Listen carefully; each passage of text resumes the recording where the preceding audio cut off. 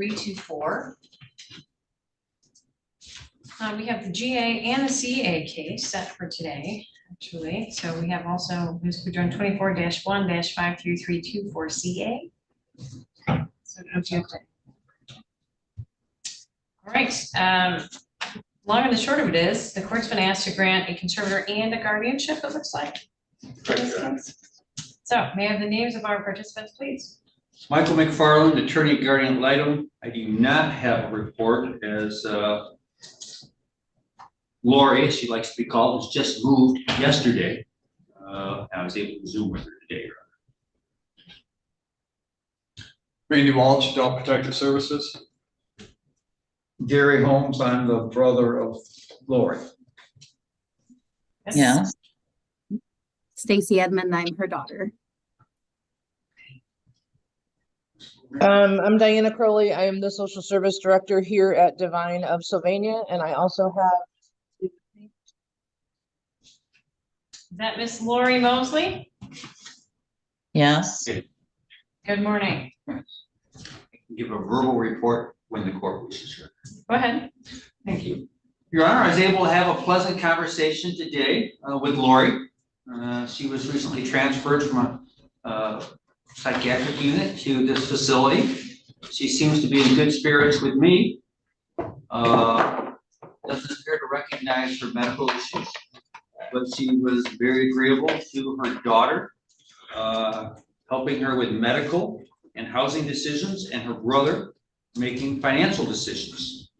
As far as assets, she owns a house, a vehicle. She's a co-owner with her brother. I think it's about 40 acres of a farmland in Riga, Michigan. Substantial value. I was unable to reach out to the petitioner until today. Unfortunately, she dropped her phone in the lake, but I was able to touch base with her. Nothing in her background is objectionable. She did advise me that her ex-husband seemed to have embezzled some money from her mother. And in talking to Randy today, there has been a criminal complaint lodged against him, Your Honor. Speaking to Lori's brother, other than medical bills, he has one small credit card debt, about $1,500 that's in collection, although he has money to pay it, probably about $300,000 to $400,000 in assets when you combine the joint farm that he owns with his sister and his other assets here, Your Honor. Seems as though he's taking a position to help everybody else in need and kind of neglected that. But other than that, there's nothing that he reports in his history that would be a negative as far as finances, other than medical bills and that one credit card debt, which is somewhat concerning since he probably has the equity to pay that off. He hasn't done so. But other than that, speaking to Lori, she does not wish to have an attorney today. She asked appropriate question, why do I really need one? Understanding that she was agreeing to what was sought here today. So my recommendation would be to grant the petition, Your Honor.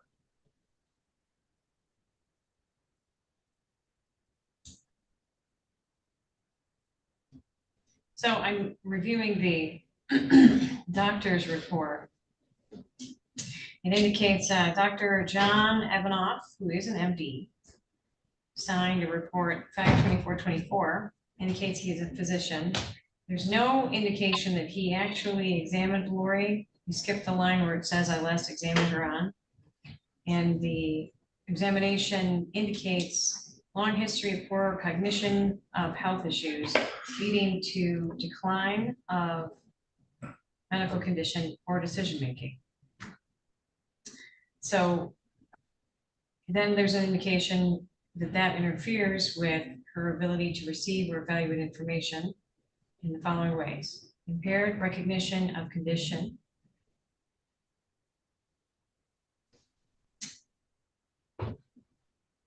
I can't read that, and something and overall health condition, poor health decision-making, and impaired decision-making.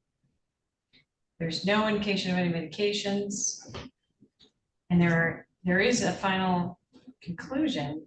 But Mr. McFarland, do you have any concerns about the fact that there's no official diagnosis here? Well, I know she was in a psychiatric unit as of yesterday, Your Honor.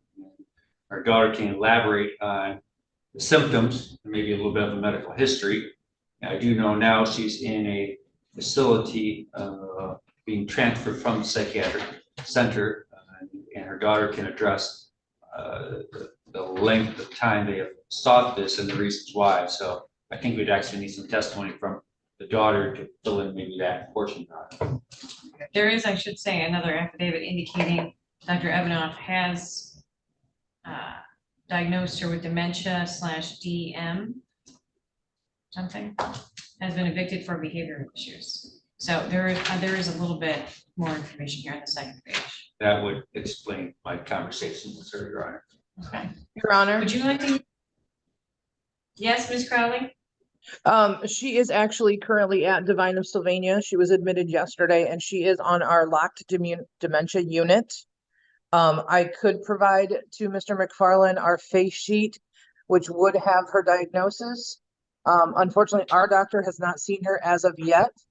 So, I believe I would not be able to give you like a H&P at this point, but I could try to look through the medical records that were provided from the state hospital to see if there is a diagnosis on there from them. Dr. Deputy Ames, would you swear in Ms. Diana Crowley for us, please? Please raise your right hand, Ms. Crowley. You swear or affirm to tell the truth, the whole truth, and nothing but the truth, so help you God? I do. Thank you, Ms. Crowley. So simply as a follow-up question, are you familiar with Ms. Mosley's, like, where did she come from? You said that she had been recently admitted. Do you know where she was admitted from? My understanding is, as Mr. McFarland said, is that she was at the state hospital. I would have to pull the admission paperwork that came from them, but I could access that for him or send it to the court. So, but you are serving her right now for purposes of dementia in the lockdown unit? Can you explain Yes, a little bit ma'am. more about what that entails? We just got her yesterday afternoon, so I have not even had a chance to meet with her until just this morning when I got this message. How would someone qualify to reside in where she's at right now? They have to have a dementia diagnosis at some point in their life, or the referring facility has to provide us with information that she needs dementia care. Well, but not everyone who needs dementia care has to be in a facility like yours, right? Correct. So There are what- different stages of the dementia, and currently I did not get a chance to get into her file to find out what actual stage of dementia she is in. I do know we've had a couple behaviors since she has entered the facility. And that is partially why she's on the lockdown unit. I think there's some exit seeking and those types of things. Could you tell me any more about what you've seen since she's been there? I personally, like I said, have not seen her until just this morning. I was aware that there was some interactions between her and one of our staff members where she attempted to choke her. There was some exit seeking, running into the doors, some yelling that I was informed of. I did not witness any of those particularly, but it was expressed by the staff to my administrator and then discussed as part of our risk meeting today. Thank you, I appreciate that. Ms. McFarland, any questions? No, Your Honor. Okay, thank you, Ms. Crowley, for those pieces of information. You're welcome. Anyone else you think we should hear from Mr. McFarland? I guess we're trying to get out the Would door. like for me to talk to the petitioner, Your Honor? I would like to talk to her briefly. Sure, go ahead. All right, Ms. Crowley, if you could pass this back to Ms. Mosley, please. Oh, no, the Sure. petitioner. Oh, I'm Your sorry, Honor. just This is kidding. the No, daughter. not the ward. Ms. Stacy Okay. Edmund, is that right? Yeah, well, there's Yes. two really. All right, Deputy Ames, what are you swearing, Ms. Stacy Edmund, and then also Mr. Gary Holmes? You Gary, sir? Yes. You can sit there, but raise your right hand. Stacy, please raise your right hand. You swear or affirm to tell the truth, the whole truth, and nothing but the truth, so help you God? Yes. Yes. Yes. Stacy, can you tell the court, as you told me, what brought your mother to the psychiatric unit at the state and where was she exactly? So, it kind of started back at the end of April, beginning of May. She had an incident where she had fallen and hurt herself. I had been staying with her, helping, with general needs for her because she was, in need of care and some help with things that she wasn't able to manage by herself anymore. But she had fallen, and Gary and I thought that she should seek ER attention to make sure that she was okay because she had hit her head. It was deemed at Flower Hospital at that time that they thought that she cognitive and physical therapy did assessments, thought that she should have a care facility for further care management at that point.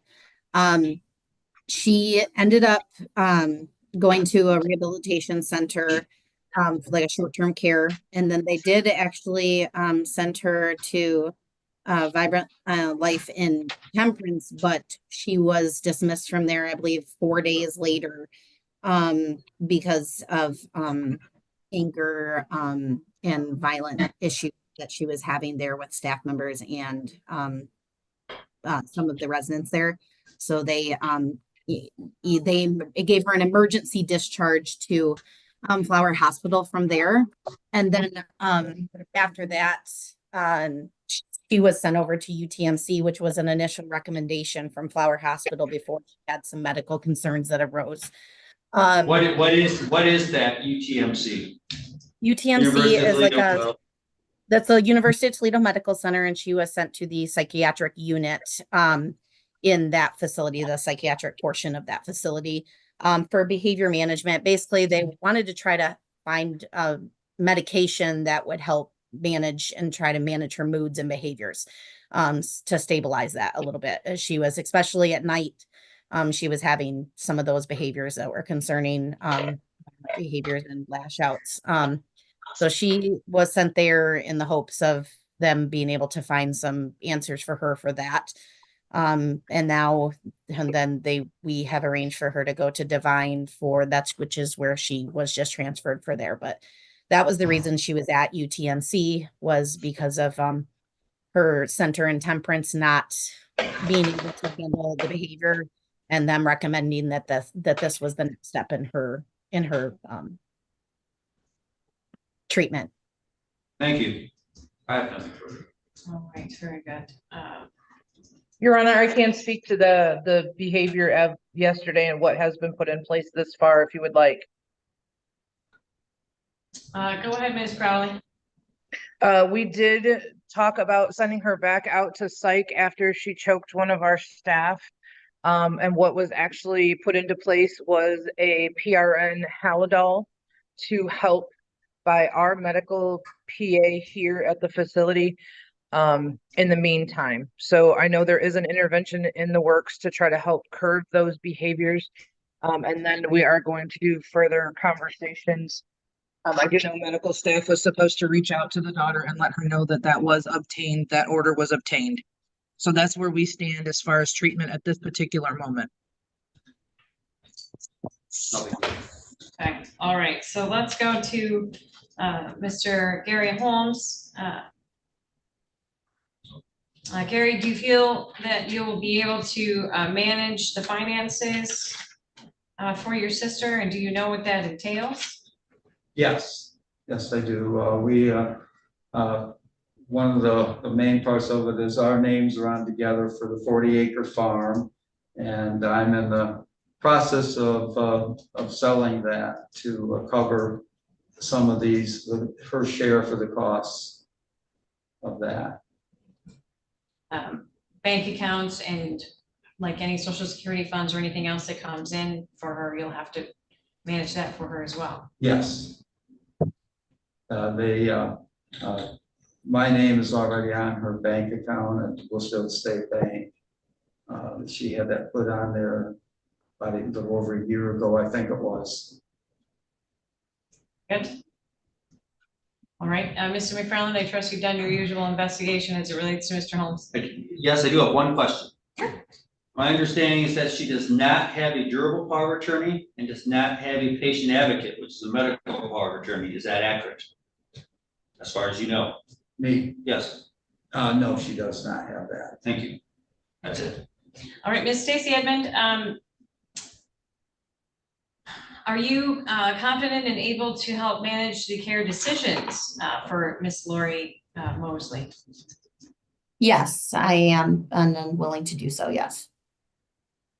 All right, and do you have enough distance between yourself and your ex-husband or future ex-husband, whatever the status is, that we would not have to be concerned about him interfering with your care-making decisions or anything else for that matter? Yes, he was removed from the home a few months ago. He is no longer part of things outside of his every other weekend custody order with the children, but he does not see them here. So he is not involved in anything with us. All right, thank you. Any follow-up questions, Mr. McFarland? No, Your Honor. Anything else? I don't know if we need to hear from the investigator for the agency or not, but I indicated to the court what he's reported to me. Okay, very good. All right, did you feel that you needed to share anything today, sir? Your Honor, I agree with what Mr. McFarland said. I've been talking with Mr. Holmes and Ms. Stacy Edmonds about getting this petition filed, and we've been trying to find placement for Lori. So hopefully this is a good fit, because like you say, they had placement for her previously and behaviors, they sent her back to Flower, and this has been going on. I've had the case since May 21st. But they have been both trying to do what they can do, and placement's been hard because of all the issues. But they have found placement, hopefully, and it's long-term placement. And I believe both of them will look out for the best interest of Ms. Mosley. Thank you. All right, well, the court finds all interested parties were given notice for purposes of today's hearing. I have reviewed on record already the report of physician or mental health professional, as well as the affidavit that accompanies it that confirms the diagnosis of dementia for Miss Lori Mosley. I've also listened to the observations of her family members and her recent but very qualified caretaker, Miss Diana Crowley, to understand that her diagnosis of dementia does present that it impairs her to the extent that she lacks sufficient understanding or capacity to make or communicate informed decisions, and is therefore an incapacitated individual as the law describes it. Her need for that high structure environment, the history of how she arrived to that place with different hospitalizations and the evictions as a result of the behavioral disturbances caused conclusively by her dementia diagnosis does also present clear and convincing evidence that Ms. Lori Mosley is in need of a full guardian rather than allowing for a partial guardianship in any way. She clearly needs someone to manage her finances, to make sure that those finances are being properly applied towards her care, as Mr. Gary Mosley has already said he's in the process of doing. And also she needs some help just making care decisions for herself and making sure that those medical decisions can be made, especially if she is at a point, unfortunately, where she is experiencing some of those major behavioral disturbances that are characterizing her current stage of dementia. So for all those reasons, I am granting the petition for guardianship as well as for conservatorship. She clearly has some property that needs to be managed and directed towards her care for all those same reasons. So the orders will reflect the appointment of guardian is Miss Stacy Edmond as full guardian with all of those privileges and responsibilities. And the order for the request of conservator is also granted, and Mr. Gary Holmes will be handling those responsibilities. Both of them have signed an acceptance of appointment, indicating that they are legally understanding what their responsibilities and privileges are. I've also signed the letters of guardianship and the letters of conservatorship for Miss Stacy Edmond and Mr. Gary Holmes. And unless there's any questions, that's all for today. Might I speak to Ms. Edmond privately once we're off, just for one question? Sure, no problem. All right, thank you.